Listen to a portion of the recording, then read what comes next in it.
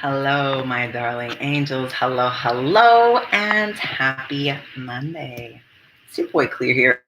And today I want to talk to you about my first favorite lesson from getting to be trans in this lifetime. Now, for those of you who've been following my journey for a little bit, you know that I recently came out as trans. When I say recent, I mean within the past couple of years. I am a singer, I am a medium, I'm an intuitive life coach. And so, I put myself on the internet. I'm out there, I'm chatting with you. I got an Instagram presence that's been going on for a little while. Most recently, getting to know y'all on YouTube a bit better, just so I can express myself in longer form content. But I wanted to start this series about the lessons I've learned from being trans, because there are so many gems that I have been just gifted by the universe getting to exist as a trans person in this lifetime. And the first lesson, baby, number one, walking in at number one, boundaries, baby, boundaries. Being trans has given me the imperative to not only set, but hold crystal clear, firm boundaries for myself to protect my energy field and my emotions, to protect my emotional safety.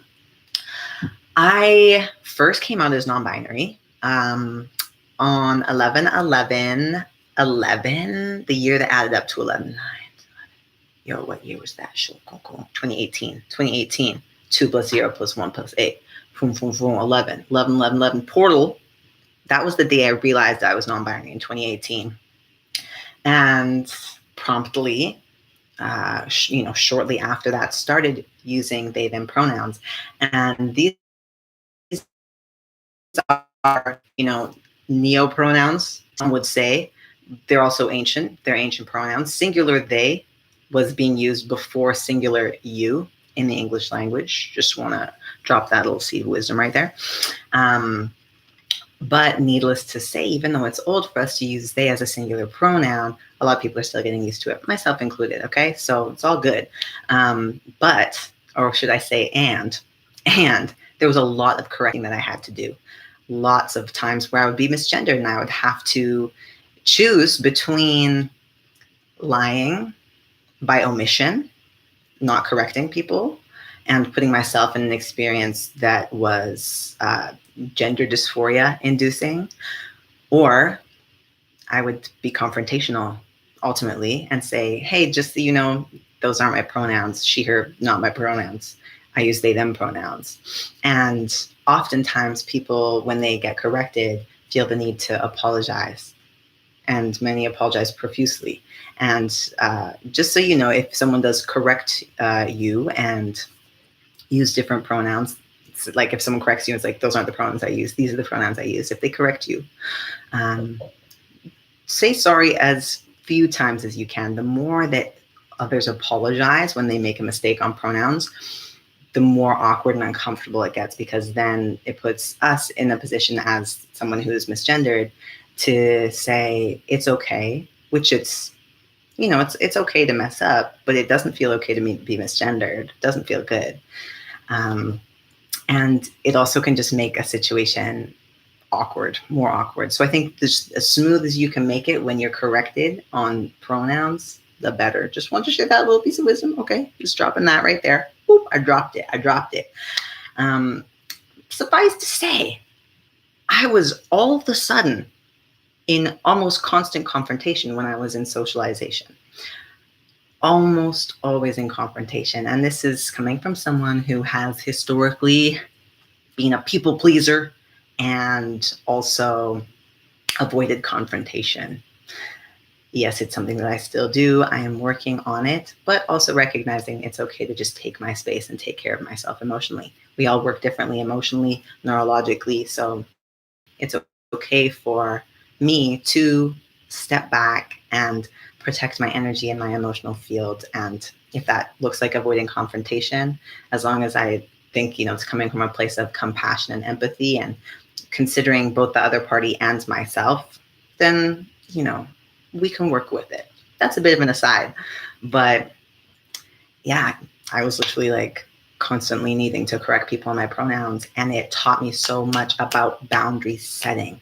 Because when we correct someone on our pronouns, we're saying, hey, this is a boundary for me. It's not okay with me that you use, in my case, she, her pronouns. It's not okay that you use she, her pronouns for me. I will not accept that type of treatment. Even if someone's not doing it intentionally, this is really what we're doing when we're correcting someone on our pronouns, right? I will not accept that specific type of treatment any longer. And my request is that you treat me like this instead. That's what we do when we correct folks on our pronouns. And it was something that was new for me to be in confrontation that much, but it helped me in so many ways. First off, to give me the experience that, hey, Clear, you are worth setting clear boundaries. You are worth speaking up for yourself.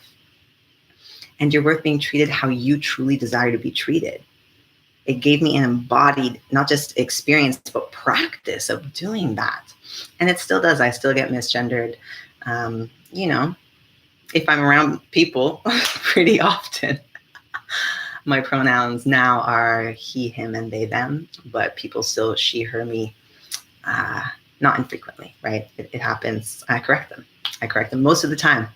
Not every time, most of the time. Like the last time was Saturday night. I was with a group of people and someone started misgendering me. And I was like, hey, my pronouns are they, them. So it's like, boom, I just set a boundary. That's a clear boundary that I was setting in the middle of playing a board game with a bunch of people. There's people around, and it's like I am given the opportunity, the imperative to press pause in the conversation, stop their flow, because they're flowing, we're laughing, they're chatting, and they're sheing me. And I say, hey, just so you know, my pronouns are they, them, and he, him, right? And so it's like, boom, that boundary set. And I already have shared my piece about, gracefully and quickly moving on if someone corrects you on their pronouns. But yeah, ultimately it's a good thing if someone corrects you because they care about themselves and they care about you. And they also care about your relationship, because I know that when I'm around people who misgender me regularly, if I'm not correcting them, ultimately it means I don't really care how I feel around them, which means I don't really value the relationship and I don't really see it going forward. So it's actually a compliment. It's a good thing if someone corrects you on their pronouns. It means that they value you and having you in their life. That's my experience of it anyways. So that's one way that being trans has really helped me to set and hold clear boundaries. And another way has been simply not spending time with people who I don't feel comfortable around. Like I have extended family, I have aunts and uncles who have not been ideal while I've been coming out. And luckily I'm in a beautiful space now with my mom. And I was able to say to her, look, I am not going to be spending time with your siblings, Mom. I'm not going to be spending any more time with them. That's a really clear boundary for me. And the reason that that boundary has to be so clear for me is because I can literally have panic attacks if I'm in a situation that causes a lot of dysphoria for me. I actually had a little panic attack yesterday. And for me, what that looks like is like all of a sudden my body will just gasp and tense up. And I used to have a cutting addiction when I was younger. I would self-harm a lot and try to take my life a couple times, right? It's a part of my story as a human this time around. And that memory is still in my body of wanting to escape Earth. I'm just like, oh, how about no? And so when I feel myself tense up and the gasp, a lot of the time it's my body trying to hurt itself or leave.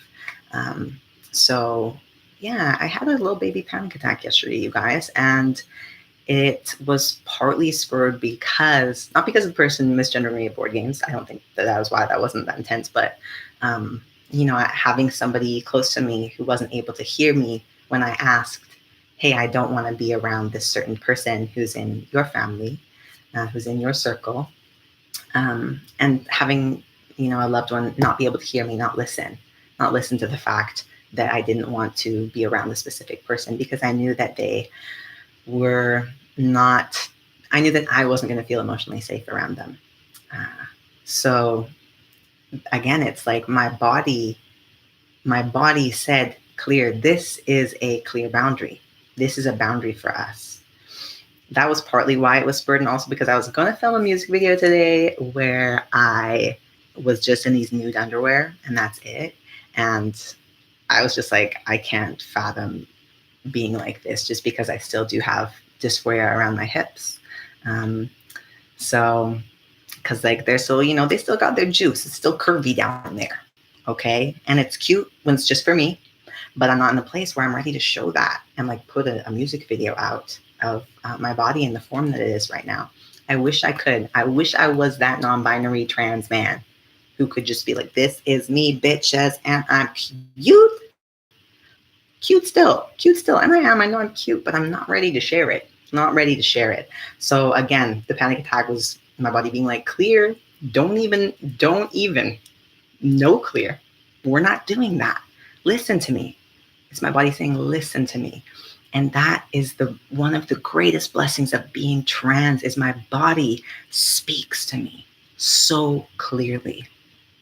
That's how I knew that I had to transition. That's how I knew I wanted to take medical steps. That's how I knew that I was trans. And trans people were gifted this medicine and this magic of knowing who we are. And how do we know? Because our body tells us, our intuition, the embodied spirit, the embodied creator says, hey, babe, something's off here. This is what's off. This is who you really are. Align with who you are. And so setting boundaries, aligning with who we are. You can set boundaries for yourself. You do set boundaries for yourself as a human. And you may also be trans and know exactly what the fuck I'm talking about with all these beautiful trans boundaries that we are setting, right? And I'm just so grateful for how good I'm getting at setting boundaries, and for even more so for the opportunity to build a relationship with myself where I know that I take care of myself. And, it's reminding me time and time again that it's okay to just be where I am.